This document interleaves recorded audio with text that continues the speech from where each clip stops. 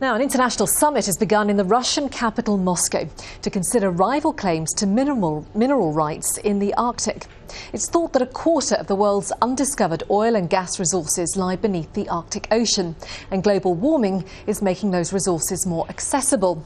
Now, under the UN Convention on the Law of the Sea, coastal nations can claim exclusive rights to natural resources on or beneath the seafloor, up to 370 kilometres beyond their land territory.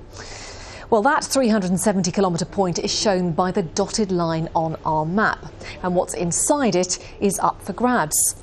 Well, the race centres on an underwater mountain range called the Lomonosov Ridge. That is the area that Russia is claiming. The second biggest claim is Canada's. The United States wants access to this portion. And finally, this is Denmark's claim. Tania has more details. Beneath these waters, scientists say billions of dollars worth of oil and natural gas wealth is just waiting to be exploited. But exactly who will be allowed to drill for it could be a source of conflict. Russia alarmed its Arctic neighbours in 2007 by planting a flag on the ocean floor under the North Pole. Along with Canada, it has one of the strongest claims to the Arctic. Both are convinced the United Nations will find in their favour. We defend our interests in the Arctic with all the civilised instruments that are given by international agreements, and I don't think it will escalate into a confrontation, even though some countries say that there is a need to reinforce their position.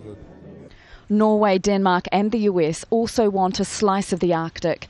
So far, a lot of the talk at the forum has been about cooperation, but beneath the surface there's sure to be tension as each country pushes its own interests. The Commission will look at the individual to the claims individually, so they are not going to decide which part is Russian, Greenland or Canada. So we'll just look at the submission and see if it fulfills the regulations of Article 76.